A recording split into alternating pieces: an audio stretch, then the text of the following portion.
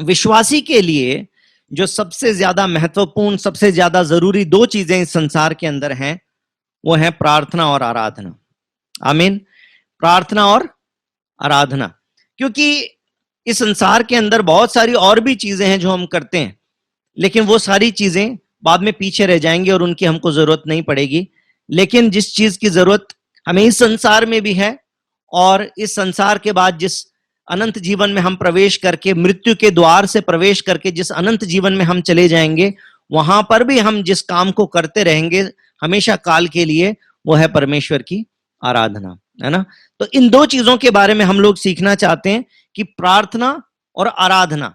तो बीते दिनों में हमने संजय भाई से सुना, उसके बाद में हमने बाइबल स्टडी भी की। पहाड़ी उपदेश के अंदर जिस अंश में से संजय भाई ने लिया, उसी अंश में से कल भी हमने बात की और वहां पर भी प्रार्थना के बारे में सीखा, और बीते दिनों में पहले भी हम सीख चुके हैं।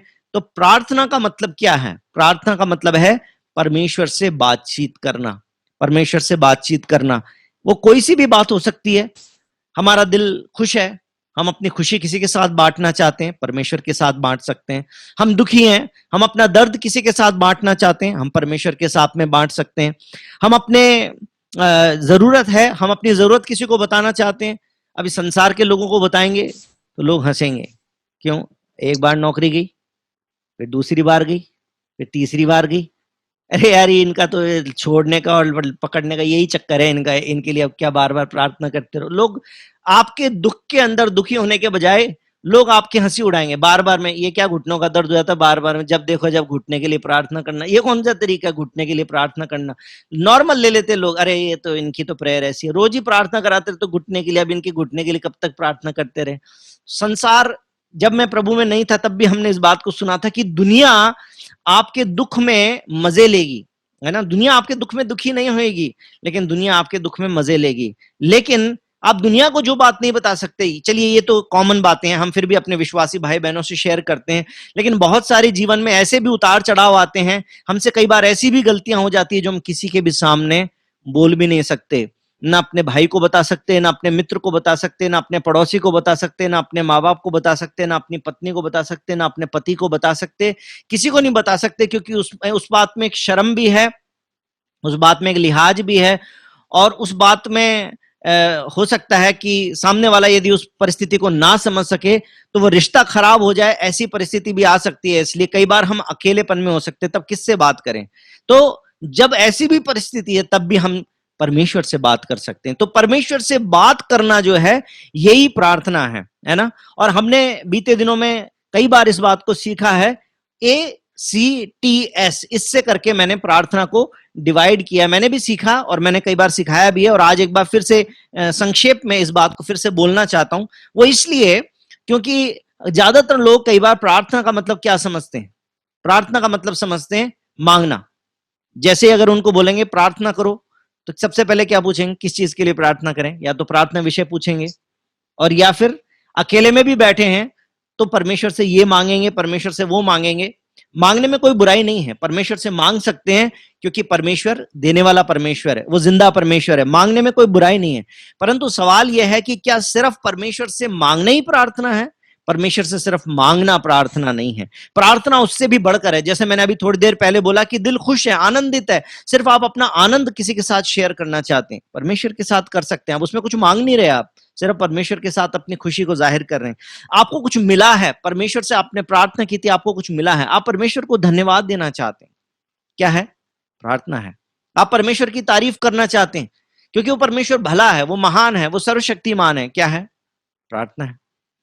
ACTS, एक्ट्स बड़े आसानी से याद रख सकते हैं।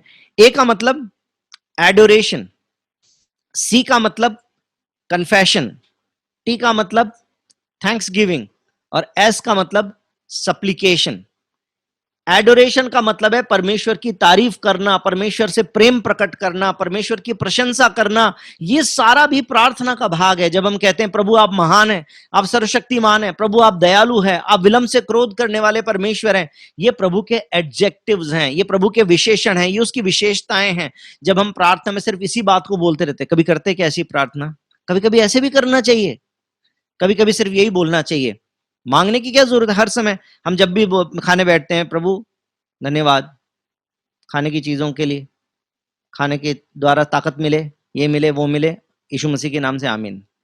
खाने की ताकत मांग ली। फिर क्या हो गया? एग्जाम है, प्रभु बुद्धि देना। घर से निकले, प्रभु एक्सीडेंट खतरे से बचाना। एग्जाम के बाद में और क्या होता है? फिर बहुत सारी परिस्थितियां होती है ना जीवन में, हम क्या करते रहते हैं? मांगते ही रहते हैं।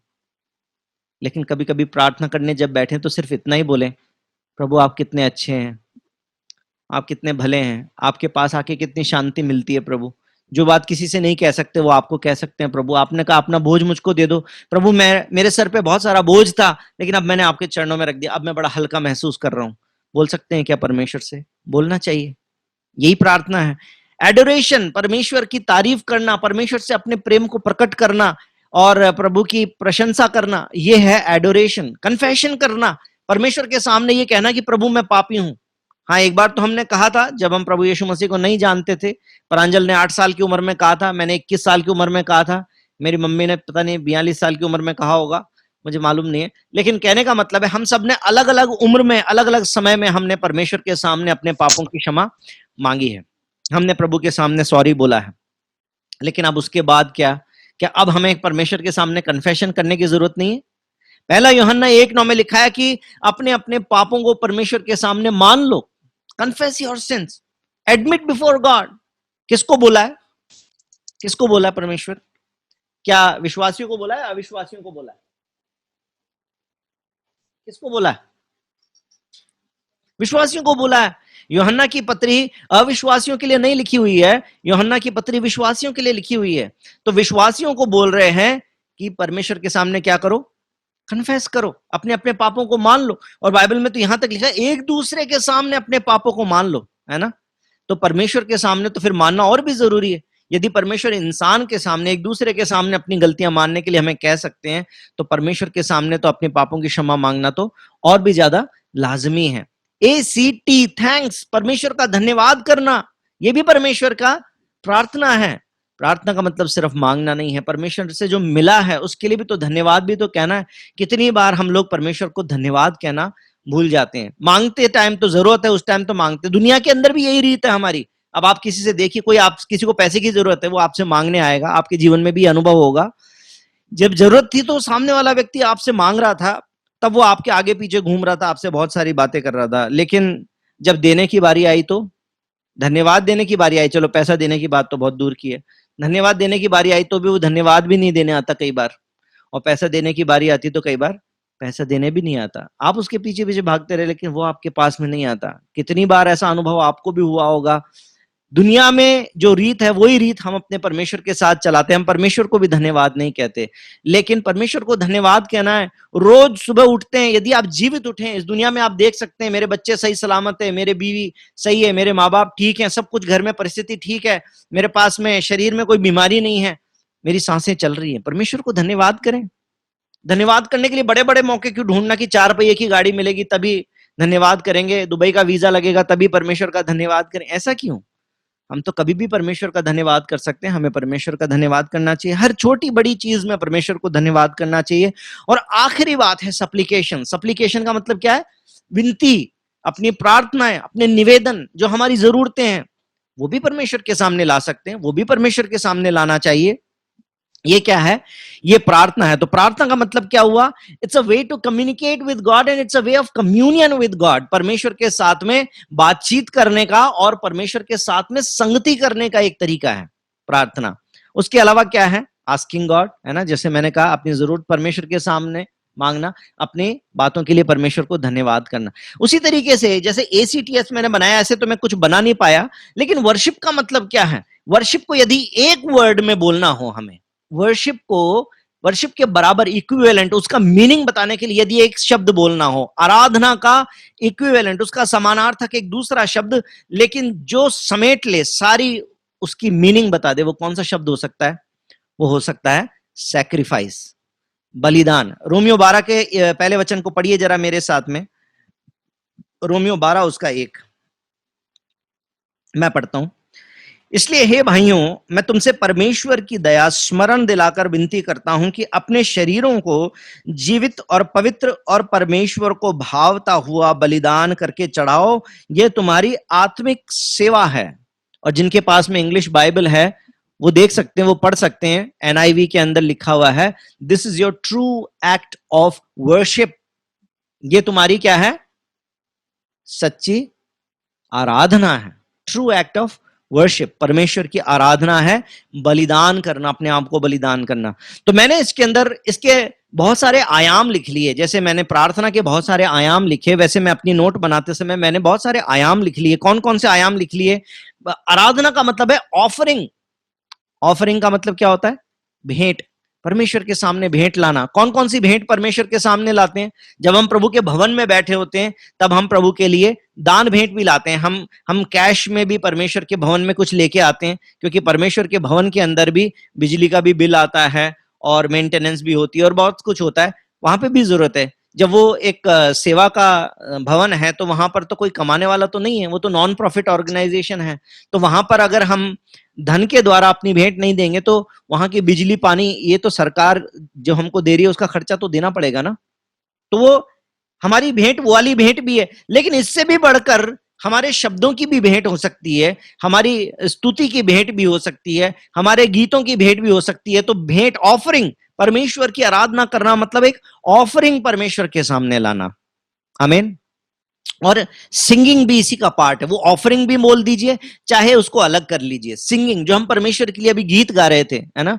क्यों गीत गा रहे थे? क्योंकि गीत में हमारा एक एक्सप्रेशन है। आराधना हमारा एक्सप्रेशन भी है, हमारा एक्सप्रेशन है, हमारे दिल का एक्सप्रेशन, कि हम परमेश्वर से कहना चाहते हैं कि प्रभु आपकी आराधना हो, प्रभु आपकी भक्ति हो, प्रभु जी आपका नाम ऊंचा हो, प्रभु जी आप दयालु हैं, आप सर्वशक्तिमान हैं प्रभु जी। और बहुत सारे अलग अलग शब्दों के द्वारा आज हमने गीत गाए ना। यीशु को छोड़कर मैं कहां जाऊंगा और किस दर पे जाके अपना सर झुकाऊंगा, यानी परमेश्वर के सामने अपने आप को समर्पित करना। तो आराधना के कितने सारे मीनिंग निकल रहे हैं ना। सैक्रिफाइस, ऑफरिंग और समर्पण। समर्पण को क्या बोलते हैं इंग्लिश में? है? अच्छा, प्रांजल कह रहे हैं डिवोशन, लेकिन डिवोशन तो थोड़ा एक आत्मिक शब्द हो गया। समर्पण को इंग्लिश में क्या बोलते हैं? अपने आप को डेडिकेट करना है, डेडिकेट बोल सकते हैं, और भी कोई दूसरा शब्द हो सकता है, लेकिन कहने का मतलब है परमेश्वर के सामने सरेंडर करना। हाँ, सरेंडर सही शब्द है, सरेंडर, डिवोट। हाँ, ये सारे अलग अलग परमेश्वर की आराधना के आयाम हो सकते हैं। डिवोट करना, अपने आप को ऑफर करना, अपने आप को सरेंडर करना, है ना, अपने आप को डेडिकेट करना, ये सब आराधना का भाग है। इसके अलावा मैंने लिखा परमेश्वर के लिए कुछ काम को करना है। हमने दो दो कैमरा लगा दिए, हमने म्यूजिक सेट कर दिया, हम परमेश्वर की, ये परमेश्वर के लिए हम एक छोटा सा काम करने की कोशिश कर रहे हैं। प्रभु का धन्यवाद हो। लेकिन सिर्फ यही काम तो नहीं है। हम प्रभु के वचन से सीखते हैं, किसी गरीब की मदद कर दी, वो भी परमेश्वर का काम है। यदि हमने किसी के लिए प्रार्थना कर दी, ये भी परमेश्वर का काम है। हम अलग अलग तरीके से बिना बिना ज्यादा एफर्ट किए भी बहुत सारे प्रभु के काम कर सकते हैं, ये भी आराधना का भाग है। उसके बाद में परमेश्वर की आज्ञाकारिता में चलना, ये भी आराधना का भाग है। मैं आपसे पूछना चाहता हूं कि आप गीत तो बहुत अच्छा गाते हैं, म्यूजिक बहुत अच्छा लगाया आपने, गीत बहुत अच्छा गाया आपने, परंतु डिसोबीडियंस कर दिया। परमेश्वर का वचन जो कहता है उसकी अनाज्ञाकारिता कर दी। क्या परमेश्वर को एक्सेप्टेबल है? क्या प्रभु उस आराधना को ग्रहण कर लेंगे? क्या प्रभु बोलेंगे हाँ बहुत अच्छा मीठा गाया था, म्यूजिक अच्छा बजाया था, इसलिए चलो कोई बात नहीं, तुमने डिसोबीडियंस कर दिया तो कोई बात नहीं है, ऐसा बोल देंगे? परमेश्वर ऐसा नहीं बोलेंगे, है ना। हम संसार के अंदर भी डिसोबीडियंस करते रहते हैं। मैं बच्चों के अंदर भी ये स्वभाव देखता हूं, मेरे अंदर भी ये स्वभाव रहा है, अभी भी है।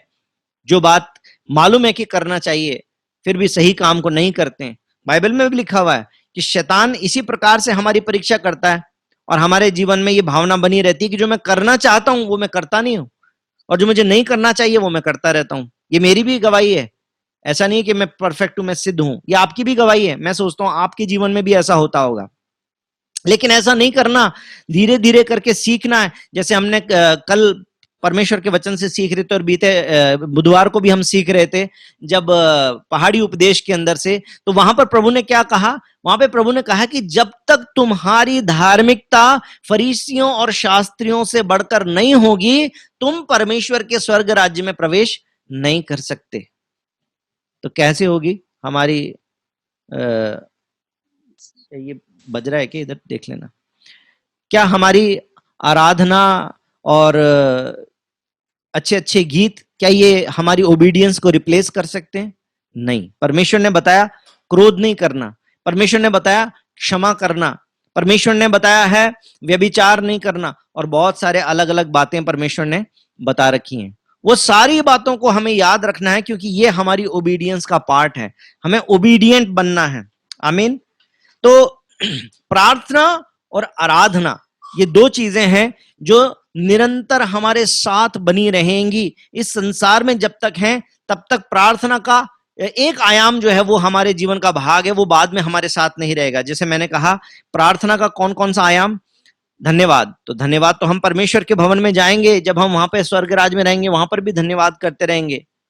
परमेश्वर की प्रशंसा वो तो वहां पर भी करते रहेंगे, परमेश्वर से बातचीत वो तो वहां पर भी करते रहेंगे, लेकिन वहां पर एक आयाम नहीं होगा। कौन सा? परमेश्वर से मांगेंगे कुछ नहीं, हमें परमेश्वर से मांगने की जरूरत नहीं पड़ेगी, क्योंकि वहां ये शरीर नहीं है, वहां अविनाशी शरीर है, बीमारी नहीं है, चंगाई है ना, और वहां पर दुख नहीं है, वहां पे आंखों में आंसू नहीं है, तो वहां पर मांगने की जरूरत नहीं पड़ेगी। लेकिन प्रार्थना के दूसरे आयाम होंगे। उसी प्रकार से आराधना वो है निरंतर चलती रहेगी।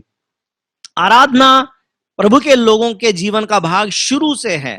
आप मेरे साथ में पुराने नियम से लेकर और नए नियम तक देख सकते हैं, प्रार्थना और आराधना परमेश्वर के लोगों के जीवन का भाग निरंतर रही है। पुराने नियम में एक वेदी बनाकर और आराधना एक भेंट चढ़ाते हुए तब अपनी प्रार्थना परमेश्वर के सम्मुख लाया करते थे। लेकिन नए नियम के अंदर अब हमें किसी प्रॉफिट की जरूरत नहीं है, अब हमें किसी याजक की जरूरत नहीं है, अब हम खुद डायरेक्टली परमेश्वर के पास में प्रार्थना करने जा सकते हैं। किस समय जा सकते हैं? पहले वो साल में एक बार परमेश्वर की उपस्थिति में जा पाते थे, लेकिन आज हम कितनी बार परमेश्वर की उपस्थिति में जा सकते हैं? जितनी बार हम चाहें। व्हाट्सएप पर मैसेज आया, किसी ने बोला प्रार्थना करना, क्या कर सकते हैं? उसी टाइम याजक का रूप धारण कर सकते हैं, उसी टाइम परमेश्वर की उपस्थिति में प्रवेश कर सकते हैं। कितना बड़ा प्रिविलेज है जो पुराने व्यवस्था के लोगों के पास में नहीं था, हमारे पास में वो प्रिविलेज है। हम परमेश्वर से प्रार्थना कर सकते हैं, कभी भी प्रार्थना कर सकते हैं। हमें भीड़ के रूप में जाने की जरूरत नहीं है, हमें किसी महायाजक के द्वारा जाने की जरूरत नहीं है, पर्सनली जा सकते हैं, परमेश्वर से पर्सनली बात कर सकते हैं, परमेश्वर के साथ में बातें कर सकते हैं। तो प्रार्थना और आराधना क्योंकि बहुत ज्यादा महत्वपूर्ण बातें हैं, इसलिए प्रभु यीशु मसीह ने प्रार्थना के विषय में हमको सिखाया था। Jesus taught us about prayer, और मैं इसमें ज्यादा डिटेल में नहीं जाऊंगा क्योंकि हमने बीते दिनों में जो बाइबल स्टडी की है उसमें सीखा है, लेकिन फिर भी संक्षेप में एक बार हम लोग वहां पर चले जाते हैं। मत्ती की किताब उसके 6 अध्याय पे आते हैं। वहां पर प्रभु ने 2 बातें सिखाई थी, how not to pray and how to pray.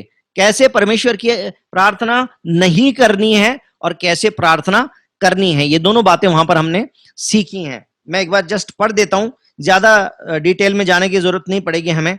जब तू प्रार्थना करे तो कपटियों के समान ना हो, ये लिखा है हाउ नॉट टू प्रे, यानी परमेश्वर की प्रार्थना, परमेश्वर से प्रार्थना कैसे नहीं करनी। लिखा हुआ है जब तू प्रार्थना करे तो कपटियों के समान ना हो, क्योंकि लोगों को दिखाने के लिए आराधनालयों में सड़क के मोड़ों पर खड़े होकर प्रार्थना करना उनको अच्छा लगता है। ये दिखावा नहीं करना प्रार्थना में, बल्कि लिखा है जब तू प्रार्थना करे तो अपनी कोठरी में जा, द्वार बंद करके अपने पिता से जो गुप्त में है प्रार्थना कर, तब तेरा पिता जो गुप्त में देखता है तुझे प्रतिफल देगा।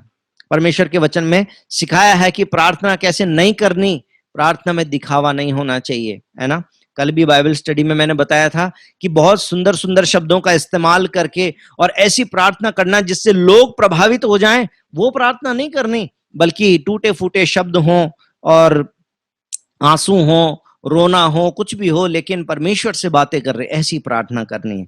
तो प्रार्थना हमारे जीवन का अभिन्न भाग होना चाहिए। और प्रार्थना के बारे में क्योंकि बीते हफ्ते में भी सीखा था, इसलिए मैं बहुत ज्यादा डिटेल में आज इस बारे में बात नहीं कर रहा, लेकिन आज मैं आराधना के विषय में आपके साथ में थोड़ी सी ज्यादा बात करना चाहता हूं। एक बात लेकिन जो यहां पर बड़ी क्लियरली अंडरलाइन की थी हमने कल की बाइबल स्टडी में, और ये जो अंश हमने पढ़ा यहां पर, सबसे इंपॉर्टेंट बात क्या है? नो शो ऑफ, दिखावा नहीं होना चाहिए, पाखंड नहीं होना चाहिए। ये बाइबल बिल्कुल साफ साफ बताती है ना। प्रार्थना में पाखंड नहीं होना चाहिए, ये परमेश्वर का वचन हमको बताता है। क्यों? क्योंकि अगर प्रार्थना में पाखंड होगा तो फिर उसका प्रतिफल परमेश्वर से नहीं मिलेगा। अगर लोगों को दिखाने के लिए प्रार्थना है तो प्रतिफल भी लोगों से मिलेगा। मैंने आपको बताया था, है ना? अगर लोगों को दिखाने के लिए काम कर रहे हैं, लोगों को सुनाने के लिए प्रार्थना करें, तो लोग हमारी तारीफ करेंगे, लेकिन फिर प्रतिफल वहीं पर रह जाएगा, परमेश्वर से फिर उसका कोई प्रतिफल नहीं मिलेगा। लेकिन यदि यीशु मसीह के नाम से प्रार्थना कर रहे हैं, यदि यीशु मसीह से प्रार्थना कर रहे हैं, लोग हमारे बारे में कुछ भी समझें, लेकिन हम तो परमेश्वर से प्रार्थना कर रहे हैं। हमारी चाहत जो है वो ये है कि परमेश्वर मेरी प्रार्थना को सुने और परमेश्वर मेरी प्रार्थना का उत्तर करे। एक ज्वलंत इच्छा है मन में कि मेरा प्रभु मेरी प्रार्थना को सुन ले। एक राई के दाने के समान भी यदि आपका विश्वास है ना, प्रार्थना का भाग है ये सब। प्रार्थना में विश्वास होना चाहिए, प्रार्थना में ज्वलंत इच्छा होनी चाहिए, प्रार्थना में क्लैरिटी होनी चाहिए, प्रार्थना में स्पष्टता होनी चाहिए। अभी आप बोले प्रभु मुझे पास कर देना, प्रभु मुझे पास कर देना। अब अच्छा खासा लड़का है, घर में एमटेक किए हुए माँ बाप बैठे हुए हैं, होमवर्क करा देते हैं, सब कुछ बताते हैं, उसके बाद में बच्चा बस यही प्रार्थना करे प्रभु मुझे पास करा देना, तो पास तो हो ही जाएगा। तो जब पास हो जाएगा तो प्रभु को महिमा कैसे देगा? मैं पास हो गया। अरे 3rd डिवीजन से पास हुए कि 2nd डिवीजन से पास हुए कि 1st डिवीजन से पास हुए, पास तो हो ही गए। तो पास तो कोई भी हो जाता है। लेकिन यदि आप स्पष्ट रूप से क्लैरिटी के साथ में और बड़ी ये प्रार्थना करते प्रभु मुझे 1st डिवीजन से पास कराना, प्रभु मुझे 80% से पास कराना, और फिर आप उसके लिए प्रार्थना भी कर रहे हो, मेहनत भी कर रहे हैं, और जब आप 80% से पास हुए तो आप क्या बोल पाएंगे? फिर आप बोल पाएंगे परमेश्वर से मैंने प्रार्थना किया था, प्रभु मुझे 80% से ऊपर प्रार्थना मार्क्स दिलाना, प्रभु ने मुझे 80% से ऊपर दिए, मैं परमेश्वर का धन्यवाद करता हूं। नहीं तो आप कैसे बोलेंगे मैंने प्रार्थना किया था प्रभु मुझे पास कर देना, मैं पास हो गया। तो पहली बात तो लोग ही हंसेंगे, और दूसरी बात आपको भी इस बात में कुछ ज्यादा कॉन्फिडेंस नहीं आएगा, क्योंकि आपको भी लगेगा तो पास तो होना ही था, इसमें तो कोई बड़ी बात तो थी नहीं। तो परमेश्वर के साथ में क्लैरिटी से मांगना, विश्वास से मांगना, एक ज्वलंत इच्छा के साथ में मांगना, ढुलमुल प्रार्थना नहीं। ऐसे मांग लिया चलो देना तो दे देना प्रभु कोई बात नहीं। कई बार बहुत सारी कलीसिया में ऐसे प्रार्थना करना सिखा दिया जाता है कि हर बात में बस ऐसी प्रार्थना करो कि परमेश्वर आपकी इच्छा हो। तो अच्छी बात है, पर प्रभु के वचन में भी लिखा हुआ है कि प्रभु ने कहा कि तू बोलता है कि मैं एक शहर जाऊंगा और इतना कमा के लाऊंगा और अमीर बन जाऊंगा और ऐसा करूंगा वैसा करूंगा, और कल तो तेरा प्राण ले लिया जाएगा, फिर क्या करेगा? तो ऐसे बोलो कि परमेश्वर की इच्छा होगी। तो सही बात है, लेकिन परमेश्वर की इच्छा वचन से, प्रभु की इच्छा वचन से जानकर फिर उसके अनुसार प्रार्थना तो बड़ी ज्वलंत इच्छा के साथ होनी चाहिए ना। मैंने कई बार इस बात का एग्जाम्पल दिया है कि अगर एक औरत जो है अपने बच्चे के साथ में जा रही है, पुल के ऊपर से गुजर रही है, और एकदम से तेज तूफान आया और वो बच्चे का हाथ उससे छूट गया और वो पानी में छिटक के गिर गया, नीचे नदी में गिर गया पानी में। तो वो औरत जो है वो खड़े खड़े ऐसे राहगीरों को नहीं बोले अरे भैया सुनो, ये मेरा बच्चा जो है नदी में गिर गया है, अगर आपकी इच्छा हो तो उसको निकाल दो, और नहीं तो कोई बात नहीं, जैसे आपकी इच्छा हो। ऐसे भी नहीं बोलेगी वो माँ। वो उसका दिल जो है, उसका कलेजा जो है वो एकदम बाहर आ जाएगा, वो एकदम रो रो के चिल्ला चिल्ला के बोलेगी अरे कोई मेरे बच्चे को बचाओ, अरे कोई मेरे बच्चे को निकालो, क्योंकि उसके मन में ज्वलंत इच्छा है कि मेरे बच्चे को कोई बचा ले। उसी प्रकार से हम जब प्रार्थना करते हैं तो अंदर से एक ज्वलंत इच्छा होनी चाहिए कि परमेश्वर मेरी प्रार्थना को सुन ले, परमेश्वर मेरी प्रार्थना का उत्तर कर दे। यदि इच्छा ही नहीं है, पापा ने बोला है बेटा प्रार्थना करो, तो अच्छा बस नियम है प्रार्थना करना है, प्रार्थना कर लिया, तो वो प्रार्थना का कोई मकसद नहीं रहेगा। सही है ना? हमें क्या करना? व्यक्तिगत रूप से। प्रांजल सोचता सारी बातें मेरे ऊपर क्यों आ जाती है, क्योंकि मेरे सामने आप बैठे हो तो मैं इसलिए आपको भी सिखा रहा हूं, लेकिन जितने लोग देख रहे हैं उनको भी सिखा रहा हूं कि हमें प्रार्थना बड़ी ज्वलंत इच्छा के साथ में करनी है। परमेश्वर की इच्छा को पहले वचन के अनुसार जाने। अभी हमने रोमियो 12:1 पढ़ा था ना, 2 पढ़ेंगे तो आपको मालूम चल जाएगा। वहां पर लिखा हुआ है कि परमेश्वर की इच्छा कैसे मालूम करते हैं, जब हम प्रभु के साथ साथ चलते हैं, उसके वचन को पढ़ते हैं और फिर प्रभु का अनुभव करते जाते हैं। पवित्र आत्मा हमको हर बात जब सिखाने लगता है तो हमको परमेश्वर की इच्छा मालूम चलने लगती है, फिर हम परमेश्वर से उसकी इच्छा के अनुसार प्रार्थना कर पाते हैं, और प्रभु के इच्छा के अनुसार जो भी प्रार्थना की जाती है उसका उत्तर जरूर मिलता है। तो खैर, प्रार्थना के ऊपर हमने बहुत सारी बात कर ली, लेकिन अब जो बात अंडरलाइन मैंने की है वो ये है कि शो ऑफ नहीं करना। प्रार्थना में शो ऑफ होगा तो उसका प्रतिफल परमेश्वर से नहीं मिलेगा। यही बात आराधना पर भी लागू होती है। वो आराधना जो परमेश्वर को दिखाने के बजाय लोगों को दिखाने के लिए की जाएगी, वो आराधना परमेश्वर को ग्रहण योग्य नहीं होगी। जबकि आराधना परमेश्वर के लोगों के जीवन का भाग शुरू से है। मैंने आज कुछ नोट किया है बाइबल के अंदर से, आप मेरे साथ में पढ़ना शुरू करिए पुराने नियम के अंदर से। उत्पत्ति की किताब 4 अध्याय 3 और 4 वचन निकालिए। उत्पत्ति की किताब उसका 4 अध्याय उसका 3 और 4। प्रेरणा जी आपके पास में माइक है, आप पढ़ें प्लीज। 4 उसका 3 और 4।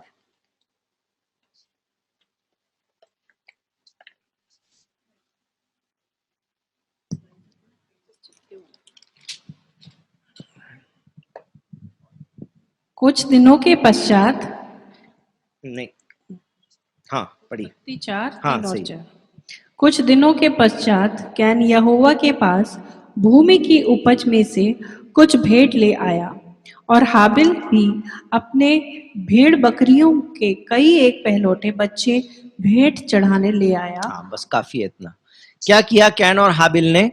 कैन और हाबिल परमेश्वर के सामने कुछ भेंट चढ़ाने के लिए लेकर आ गए। भेंट चढ़ाना, परमेश्वर की वेदी पे कोई चीज को रखना, परमेश्वर उसको ग्रहण कर ले, ये आराधना है ना। हम भी अभी हमने सीखा ना, आराधना का मतलब क्या है? ऑफरिंग, सैक्रिफाइस, डेडिकेशन, सरेंडर, ये सारी बातें, गीत और संगीत, ये सब परमेश्वर के लिए आराधना है। तो वो ऑफरिंग लेके आए थे परमेश्वर के सामने।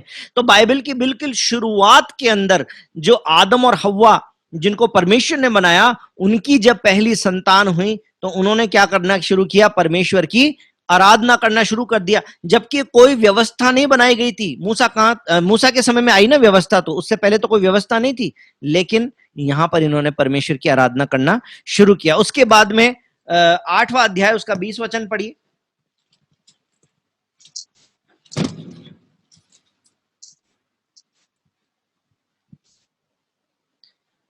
तब नूह ने यहोवा के लिए एक वेदी बनाई, और सब शुद्ध पशुओं और सब शुद्ध पक्षियों में से कुछ कुछ लेकर वेदी पर होम बलि चढ़ाया। हाँ, अब यहां पर भी ये क्लैरिटी नहीं है हमें कि ये शुद्ध और अशुद्ध कौन से हुए, क्योंकि शुद्ध और अशुद्ध तो परमेश्वर ने बाद में बताए थे। जब हम व्यवस्था विवरण को पढ़ते हैं, निर्गमन और लेवी व्यवस्था की किताबों को पढ़ते हैं, वहां पे हमें पता चलता है कि परमेश्वर ने बताया कि ये तो शुद्ध है और ये अशुद्ध है। लेकिन यहां पर क्या लिखा हुआ है कि उसने कुछ, तो इसका मतलब परमेश्वर का आत्मा जो है वो प्रेरणा दे रहा था अपने लोगों को, और उस परमेश्वर के आत्मा की प्रेरणा के द्वारा नूह क्या करने के लिए आया है? परमेश्वर के सामने वेदी बनाकर और उस पर भेंट चढ़ाने के लिए आया है। परमेश्वर के सामने भेंट चढ़ाने के लिए आया। तो आप देख रहे हैं बाइबल की बिल्कुल शुरुआत से लेकर जो परमेश्वर के धर्मी लोग हैं, है ना। मैं सोचता हूं कैन और हाबिल के अंदर से जरूर जब हाबिल भेंट लाया होगा तो कैन को लगा होगा, अच्छा ये लाया तो मैं भी लेके जाऊं, है ना। क्योंकि ये प्रेरणा परमेश्वर का भय मानने वाले व्यक्ति के मन में आती होगी, क्योंकि नूह के मन में तो आई, लेकिन उस समय और भी बहुत सारे लोग हुआ करते थे, परंतु उनके मन में तो ये भावना नहीं आई थी। तो कैन और हाबिल के मन में आई। उसके बाद में और आगे चलिए, इसका 22 का 9 पढ़िए। 22 अध्याय उसका 9 वचन। ये बड़ी जानी पहचानी घटना है, आपको मालूम है इसके बारे में, अब्राहम के जीवन से जुड़ी हुई घटना है। 22 का 9। जब वे उस स्थान को जिसे परमेश्वर ने उसको बताया था पहुंचे, तब अब्राहम ने वहां वेदी बनाकर लकड़ी को चुन चुन रखा और अपने पुत्र इसहाक को बांधकर वेदी पर की लकड़ी के ऊपर रख दिया। हाँ, तो यहां पर परमेश्वर ने अब्राहम की परीक्षा लेने के लिए ये बोला था कि तू अपने पुत्र इसहाक का बलिदान चढ़ा दे। और ये अब्राहम के लिए एक बहुत बड़ी परीक्षा थी, क्योंकि बड़ी उम्र में 100 साल के आसपास की उम्र में तो जब उसको संतान हुई और अब परमेश्वर कह रहा है इसको भेंट चढ़ा दे, तो ये उसके विश्वास की परख है। लेकिन यहां पर भी हम जो बात देख रहे वो क्या है कि परमेश्वर को भेंट चढ़ाने के लिए, परमेश्वर की आज्ञा को पूरा करने के लिए अब्राहम ने क्या किया है? उसने भी एक वेदी बनाई है। जितनी जगह पर बाइबल के अंदर वेदी या सिंहासन, आज सुबह पास्टर पीटर कुरुविला प्रचार कर रहे थे और उन्होंने सिंहासन के बारे में बात की थी, क्योंकि प्रकाशित वाक्य में से दिखा रहे थे कि कम से कम 43 बार सिंहासन शब्द जो है वो प्रकाशित वाक्य की किताब में दिखाई पड़ता है। और जितनी बार परमेश्वर का सिंहासन सिंहासन सिंहासन दिखाई पड़ता है, उतनी बार उसके साथ में जुड़ी हुई एक और चीज दिखाई पड़ती है, और वो क्या है? आराधना। जहां पर परमेश्वर की वेदी है, जहां पर परमेश्वर का सिंहासन है, वहां पर परमेश्वर की आराधना है। अब यहां पर ये पुराने नियम में से, और पुराने नियम में बहुत सारे एग्जाम्पल है, लेकिन अपने पास में समय नहीं है। आप, मैंने सिर्फ उत्पत्ति की किताब से निकलवाया, लेकिन आप हर एक किताब में एक एक करके आगे बढ़ते जाइए और सिर्फ इस एंगल से स्टडी करिए कि कहां कहां पे लोगों ने परमेश्वर की आराधना की है। और आप देखेंगे कि मूसा ने कितनी जगह पर वेदी बनाई, यहोशू ने बनाई, और सब लोग और धीरे धीरे करके परमेश्वर के सामने भेंट लाने लगे। उसके बाद में फिर वो समय आ गया जहां पर याजक होने लगे और जहां पर भविष्यवक्ता होने लगे, और फिर वो भी परमेश्वर के सामने भेंट चढ़ाया करते थे। और ऐसे करते करते हम प्रभु यीशु मसीह के समय तक आ जाते हैं, नए नियम में आ जाते हैं। और नए नियम में आकर के अब हम क्या देखते हैं, मत्ती की किताब 2 अध्याय उसका 11 वचन भी पढ़िए। दाऊद के विषय में आप जानते ही हैं, कितनी सारी बातें आराधना के विषय में आज भी हम दाऊद के जीवन से सीखते रहते हैं, है ना। तो पुराने नियम में बहुत सारी बातें थी, अब नए नियम के अंदर से कुछ एग्जाम्पल देखिए। 2 अध्याय का 11 वचन।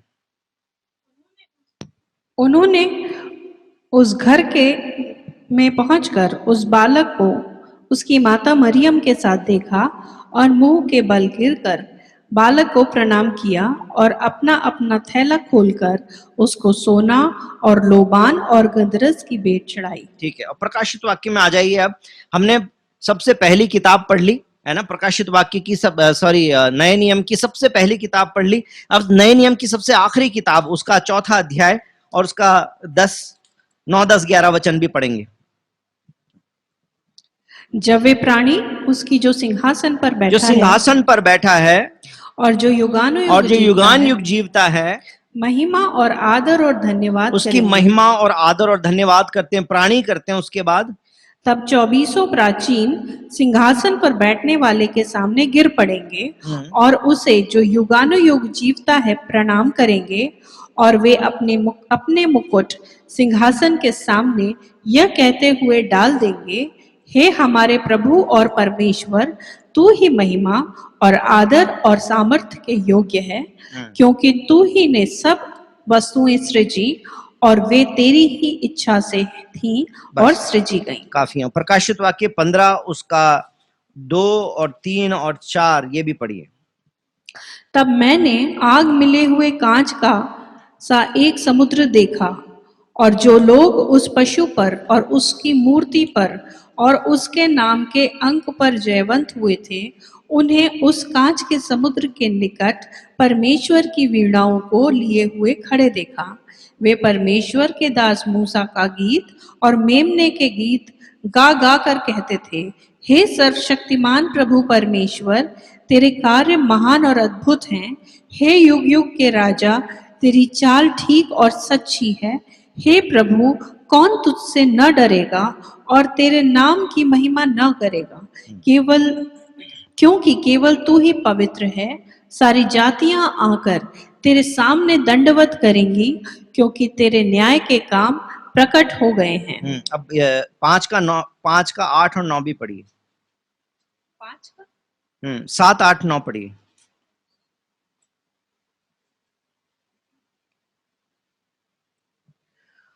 उसने आकर अपने दाहिने हाथ से जो सिंहासन पर बैठा था वह पुस्तक ले ली। जब उसने पुस्तक ले ली तो वे चारों प्राणी और 24 प्राचीन उस मेमने के सामने गिर पड़े। उनमें से हरेक के हाथ में वीणा और धूप, जो पवित्र लोगों की प्रार्थनाएं हैं, से भरे हुए सोने के कटोरे थे। वे यह नया गीत गाने लगे, तू इस पुस्तक को लेने और इसकी मोहरें खोलने के योग्य है। बस काफी है। तो कहने का मतलब यह है कि आप पुराने नियम की सबसे पहली किताब से लेकर और नए नियम की सबसे आखिरी किताब तक जाते हैं तो आप देखते हैं कि परमेश्वर की आराधना और आराधना और आराधना। पुराने नियम के अंदर परमेश्वर की वेदी और उसकी आराधना, नए नियम के अंदर परमेश्वर का सिंहासन और उसकी आराधना। परमेश्वर की आराधना आत्मिक लोगों के जीवन का हिस्सा है, बहुत महत्वपूर्ण भाग है, और हम सबको परमेश्वर के सच्चे आराधक बनना है। अब आराधना के बारे में सिर्फ 3 फैक्टर्स में आपके साथ में पढ़ लेना चाहता हूं और उसके बाद में हम लोग आज के वचन को क्लोज करेंगे। सबसे पहली बात, पुराने नियम में परमेश्वर ने एक बात सिखाई। मेरे साथ निकालिए निर्गमन की किताब 20 उसका 25। निर्गमन की किताब उसका 20 अध्याय उसका 25 वचन। वैसे तो 22 से पर लेकर और 25 तक 26 तक सारे के सारे वेदी से संबंधित नियम है, लेकिन अपने पास में बहुत सारा समय नहीं है, इसलिए मैं आपके साथ में सिर्फ 25 वचन को पढ़ना चाहता हूं। और यदि तुम मेरे लिए पत्थरों की वेदी बनाओ तो तराशे हुए पत्थरों से न बनाना, क्योंकि जहां तुमने उस पर अपना हथियार लगाया वहां तुमने उसे अशुद्ध कर दो। हाँ बस, तो यहां पर अगर आप चाहें तो 24 भी पढ़ के देख सकते हैं। वहां पर लिखा है मेरे लिए मिट्टी की एक वेदी बनाना, है ना। और 25 वचन में लिखा है तुम मेरे लिए पत्थर की वेदी बनाना और तराशे हुए पत्थरों से मत बनाना। पिछली बार आराधना के समय में मैं आपको इस बात के बारे में इशारा कर रहा था कि आराधना जो है उसके अंदर इस बात का क्या मतलब है कि तुम मेरे लिए वेदी मिट्टी के बना लेना। मिट्टी की वेदी का मतलब क्या है? मिट्टी की वेदी का मतलब है जो सबसे सरल हो, सबसे निम्न स्थान की हो, जिसके अंदर कोई ब्यूटी नहीं है। मैं सोचता हूं सबसे ब्यूटीफुल चीज एमरल्ड एंड डायमंड है ना। जमीन में से निकलने वाले जो ओरिजिनल खनिज है उनके अंदर सबसे खूबसूरत चीजें कौन सी है? Emerald and diamond. ऐसे ऐसे करके फिर बाद में थोड़े और भी हैं, जैसे कि संगमरमर और ग्रेनाइट। ये भी कुछ चीजें हैं जो जमीन में से निकलती है, जो अच्छी हैं। सोना चांदी भी जमीन में से निकलता है, फिर वो भी अच्छा है। लेकिन जमीन में से निकलने वाली जो सबसे बदसूरत, सबसे बेकार, बिना काम की चीज है, वो कौन सी? कोयला। मिट्टी। कोयला भी जलता है भैया, कोयला बहुत महंगा आता है, परंतु मिट्टी क्या भाव आती? मिट्टी तो मिट्टी है, बाहर जाओगे और एक परात में भर के ला सकते हो। मिट्टी, मिट्टी का कोई मोल नहीं है। मिट्टी बिल्कुल गई बीती चीज है, खत्म, जिसकी कोई खूबसूरती नहीं है, जिसकी कोई जिसमें कोई दिखावा नहीं है।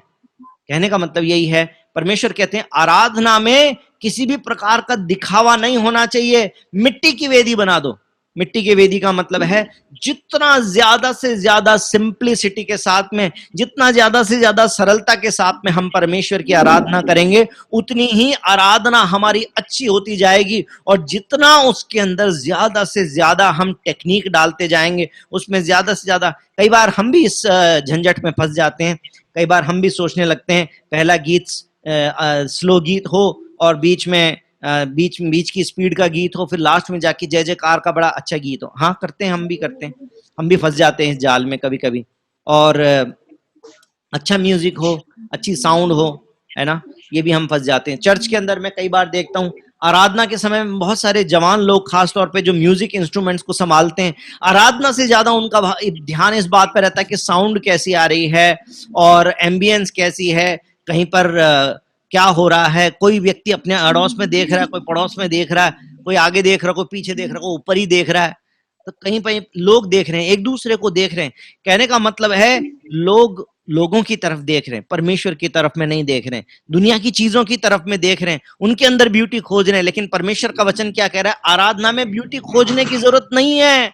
परमेश्वर के सामने जब आए तो कैसे आए? लेड बेयर, बिल्कुल खुलकर, बिल्कुल वैसे जैसे हम हैं, बड़ी विनम्रता के साथ में। ये परमेश्वर को ग्रहण योग्य आराधना है। पत्थर की वेदी भी बनाई तो बोला कि उसको नक्काशी वाला पत्थर मत करना उसके ऊपर, और जब मंदिर बनाने की बात बोली थी तो बोला था उसके ऊपर हथौड़ा मत लगाना, वेदी के पत्थर पे हथौड़ा मत लगाना, उसके ऊपर कुछ भी नक्काशी मत करना, उसके अंदर कुछ भी कलाकारी मत करना। परमेश्वर को कलाकारी पसंद नहीं है कि हम कलाकारी करके उस आराधना को अच्छा करके दिखाएं। परमेश्वर चाहते हैं आराधना करें तो आत्मा और सच्चाई से, बिना शो ऑफ। जो मैंने अभी आपको कहा था प्रार्थना के बारे में, परमेश्वर ने कहा था कि लोगों को दिखाने के लिए मत करो, उसी प्रकार से आराधना पर भी ये बात लागू होती है कि लोगों को दिखाने के लिए मत करो। ये पहली बात है जो परमेश्वर का वचन हमें सिखाता है। दूसरी बात जहां पर स्वयं यीशु मसीह ने वो बात सिखाई है, यूहन्ना की किताब 4 अध्याय 21 से 24। यूहन्ना की किताब 4 अध्याय 21 से 24।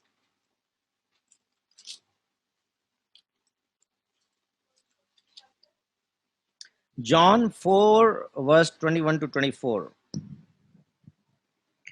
यीशु ने उससे कहा, हे नारी, मेरी बात का विश्वास कर कि वह समय आता है कि तुम न तो इस पहाड़ पर पिता की आराधना करोगे, न यरूशलेम में। तुम जिसे नहीं जानते उसकी आराधना करते हो, और हम जिसे जानते हैं उसकी आराधना करते हैं, क्योंकि उद्धार यहूदियों में से है। परंतु वह समय आता है, वरन अब भी है, जिसमें सच्चे भक्त पिता की आराधना आत्मा और सच्चाई से करेंगे, क्योंकि पिता अपने लिए ऐसे ही आराधकों को ढूंढता है। परमेश्वर आत्मा है और अवश्य है कि उसकी आराधना करने वाले आत्मा और सच्चाई से आराधना करें। आमेन, आमेन। यहां पर दो बातें पता चलती हैं। प्रभु यीशु मसीह ने दो मुख्य बातें सिखाई। पहली बात क्या सिखाई? Place is not important. जगह इंपॉर्टेंट नहीं है, जगह महत्वपूर्ण नहीं है, क्योंकि वो कह रहे थे कि तुम कहते हो कि यहां पर करेंगे, वहां पर करेंगे, पहाड़ पे करेंगे, कहां पे करेंगे? यरूशलेम में करेंगे। प्रभु ने क्या बोला कि तुम ये जो बात करते हो कि वो ऐसे करेंगे वैसे करेंगे, ऐसा कुछ भी नहीं है। परंतु वो समय आता है जब सच्चे भक्त पिता की आराधना आत्मा और सच्चाई से करेंगे। इस बात से फर्क नहीं पड़ता कि पहाड़ पे करेंगे या यरूशलेम में करेंगे, चर्च में करेंगे या कहां पे करेंगे, घर में करेंगे, खेत में करेंगे, कहां पे करेंगे, कोई फर्क नहीं पड़ता। परमेश्वर कहते हैं प्लेस इज नॉट इंपॉर्टेंट। और मैं सोचता हूं आज परमेश्वर की कलीसिया इस बात को जितना बेहतर तरीके से समझ सकती थी, इससे बेहतर कोई समय नहीं हो सकता, क्योंकि कोई भी व्यक्ति, कोई भी चर्च खुला हुआ नहीं है। कोई भी अपने चर्च में जाके आराधना कर ही नहीं रहा है। इसका मतलब अब ये हम सबको पता चल गया है कि प्लेस इज नॉट इंपॉर्टेंट। परमेश्वर की आराधना के लिए हम जगह के मोहताज नहीं है कि हम चर्च में जाएंगे तभी आराधना होगी। हाँ, चर्च में जाना अच्छी बात है, जब दोबारा खुल जाएंगे तो हम चर्च में जाएंगे, अच्छी बात है, लेकिन चर्च का मोहताज नहीं है परमेश्वर की आराधना। जगह का मोहताज नहीं है परमेश्वर की हम किसी पर्टिकुलर जगह पे जाके परमेश्वर की आराधना कर पाएंगे।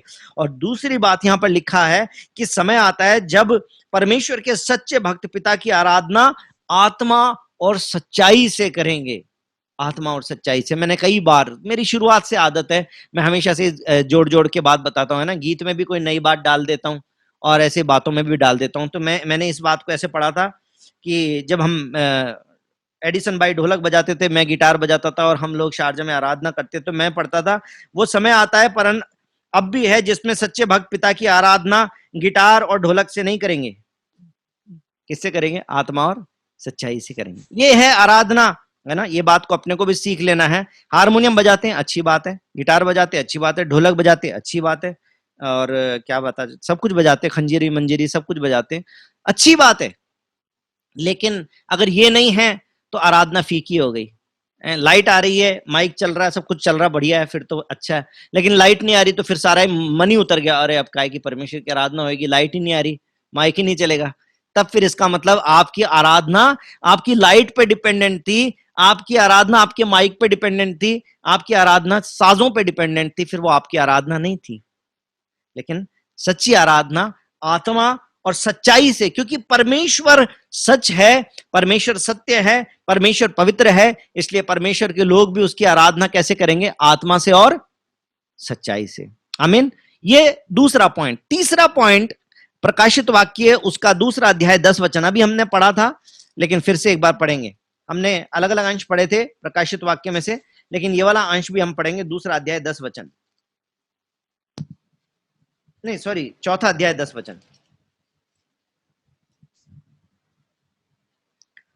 तब 24 प्राचीन सिंहासन पर बैठने वाले के सामने गिर पड़ेंगे और उसे जो युगानुग जीवता है प्रणाम करेंगे, और वे अपने अपने मुकुट सिंहासन के सामने ये कहते हुए डाल देंगे, हे हमारे प्रभु और परमेश्वर, तू ही महिमा और आदर और सामर्थ्य के योग्य है, क्योंकि बस काफी है। क्या बात खास लिखी हुई है? मैंने इनको ऐसे लिखा था, पहले वाले में, पहले पॉइंट में लिखा था नो शो ऑफ, दूसरे पॉइंट में लिखा था नो प्लेस इज इंपॉर्टेंट, और तीसरे में मैंने लिखा था नो क्राउन। No crown. कोई राजा नहीं है, कोई ऊंचा नहीं है, कोई पास्टर नहीं है, कोई बिशप नहीं है। जहां पर हम आराधक हैं वहां पे हम सब आराधक हैं। बस हमारी एक ही पहचान है कि हम परमेश्वर के आराधक हैं, हम परमेश्वर की आराधना करने वाले लोग हैं। बस यही हमारी पहचान है, इससे ज्यादा हमारी पहचान कुछ भी नहीं है।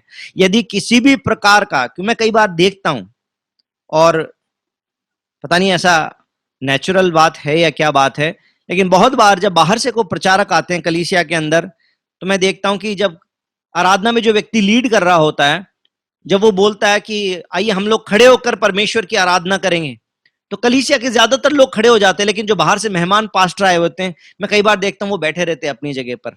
लोग परमेश्वर की आराधना में हाथ उठा के जब गीत गा रहे होते हैं तो वो अपने बाइबल खोल के कुछ वचन देख रहे होते हैं, क्योंकि उनको थोड़ी देर बाद प्रचार करना है, क्योंकि वो स्पेशल गेस्ट हैं, उनको प्रचार करने के लिए बुलाया। मैं सोचता हूं ये कौन सा मुकुट हमने पहना हुआ है उस समय पर, कि हमें जब सारे लोग आराधना कर रहे हैं उस समय हम वचन पढ़ रहे हैं, पहले से वचन की तैयारी करके क्यों नहीं आए? पहले से वचन की तैयारी करके आना चाहिए था ना। अभी हमने बिशप का मुकुट पहन रखा है, अभी हमने पास्टर साहब का मुकुट पहन रखा है, हमने परमेश्वर के दास होने का मुकुट पहन रखा है, और हम परमेश्वर के सामने नम्र और दीन होने के बजाय हम अपनी कुर्सी पर बैठे। इस बात से फर्क नहीं पड़ता कि आप बैठ के आराधना करें या खड़े होकर करें या घुटनों पे करें।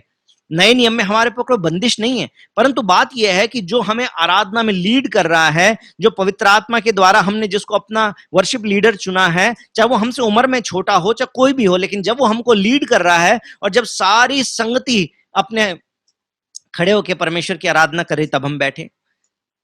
आराधना का लीडर कह रहा है सब लोग अपने हाथ परमेश्वर के सम्मुख उठाकर परमेश्वर की आराधना करें, और हमारे हाथ यहीं के नीचे नीचे, शर्म आ रही है, अड़ोसी देखेगा पड़ोसी देखेगा, इसलिए हम लोग शर्म के मारे अपने हाथ नहीं उठा रहे। वो कह रहे ताली बजाकर परमेश्वर की आराधना करो, हम ताली बजाने के लिए तैयार नहीं है। कोई बोलता है कि परमेश्वर के लिए अपने दिल पे हाथ रख के समर्पण करें, दिल पे हाथ रखने के लिए तैयार नहीं। क्यों? अरे लोग देखेंगे, क्या सोचेंगे, ये पास्टर साहब भी ऐसे ही कर रहे हैं जैसे ये बोल रहा है। ये तो पास्टर साहब तो बड़े लीडर है ना, वर्शिप लीडर तो छोटा है, पास्टर साहब तो परमेश्वर के दास है, तो बड़े लीडर है, तो उसके बोलने से थोड़ी करेंगे। पर पास्टर साहब बोलेंगे तो वर्शिप लीडर को करना चाहिए। अगर सिंहासन पे बैठ के आराधना करना चाहते हैं, मुकुट पहनकर आराधना करना चाहते हैं, तो आराधना नहीं होगी मेरे भाई और बहनों। हम कोई भी क्यों ना हो, हम बड़े हों छोटे हों, पुराने विश्वासी हों नए विश्वासी हों, कोई भी क्यों ना हो, परमेश्वर के सामने एक गुण जो बहुत जरूरी है वो है विनम्रता।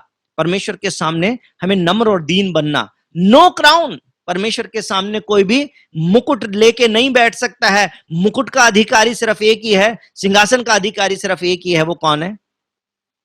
परमेश्वर। बस परमेश्वर सारी आराधना के योग्य है। मेरे भाई और बहनों, प्रार्थना के बारे में कई बार हम प्रचार करते रहते हैं, कई बार हम बातें करते रहते हैं, परंतु आराधना के बारे में हम कम बातें करते हैं। मेरे मन में बड़ा बोझ था काफी दिनों से कि हम आराधना के विषय में भी कुछ बातें सीखें। तो आज हमने इस बात को सीखा है कि दो बातें हमारे आत्मिक जीवन में बहुत ज्यादा जरूरी हैं। और भी बातें हैं जो जरूरी हैं, प्रभु के वचन को पढ़ना है, अनुशासन बनाना है, वो सारी बहुत सारी बातें जो हम लगातार सीखते रहते हैं।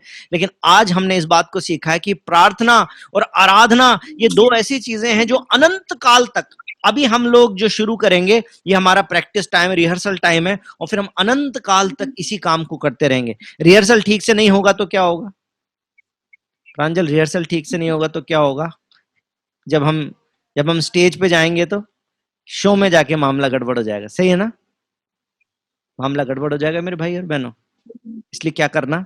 परमेश्वर की आराधना करने के लिए, उसकी प्रार्थना करने के लिए, उसका धन्यवाद करने के लिए, उसकी महिमा बढ़ाई करने के लिए अभी से हम अपने आप को तैयार करें। Let's pray and worship in simplicity and let there be no show off, let there be no crowns, let there be no सिंहासन, क्या बोलते सिंहासन को, क्या थ्रोन्स, नो थ्रोन्स।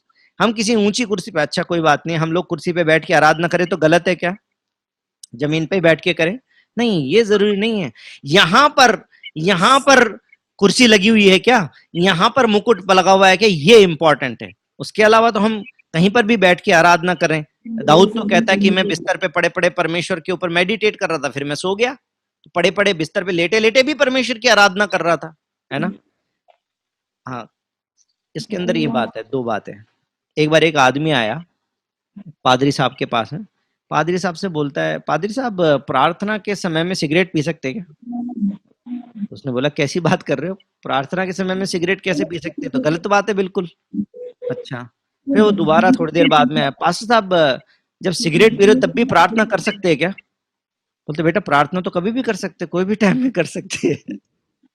तो मेरे कहने का मतलब ये नहीं है कि लेट के ही प्रार्थना करना है, लेट के प्रार्थना, लेट के आराधना नहीं करना है, लेकिन हमारा अनुशासन होना चाहिए बैठने का। कुर्सी पे बैठे हैं, जमीन पे बैठे हैं, जैसे आपका शरीर अलाउ करता है वैसे बैठे हैं, आप परमेश्वर की आराधना करें। लेकिन एक समय ऐसा भी हो सकता है जब आप परमेश्वर के सामने सिर्फ लेटे हुए हैं, परमेश्वर के सामने सोने वाले हैं, और सोने से पहले आप अपने मन में उस बारे में विचार कर रहे हैं, परमेश्वर को धन्यवाद कर रहे हैं, तो कोई दिक्कत नहीं है।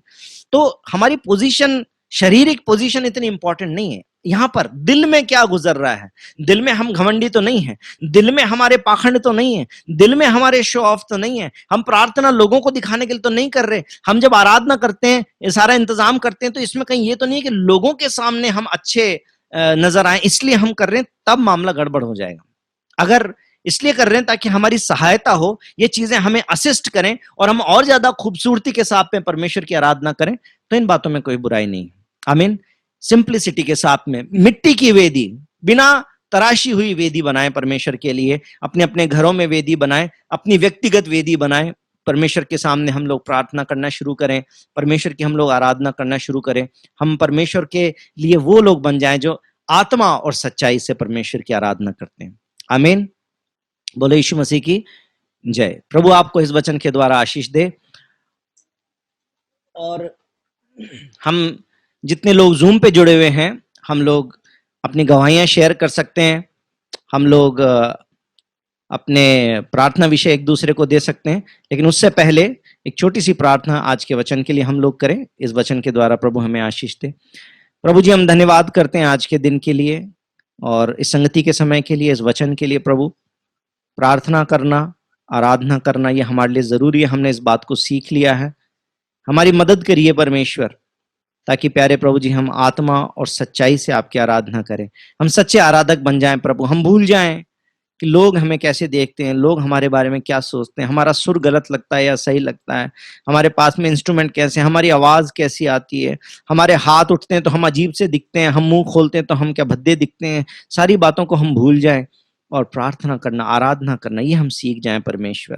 क्योंकि हम अपने आप को तैयार करना चाहते हैं, हम अच्छी रिहर्सल करना चाहते हैं, ताकि स्वर्ग राज्य में जब हम प्रवेश करें तो वहां पे हम अनंत काल के लिए इन कामों को बड़े खूबसूरती के साथ में कर सकें।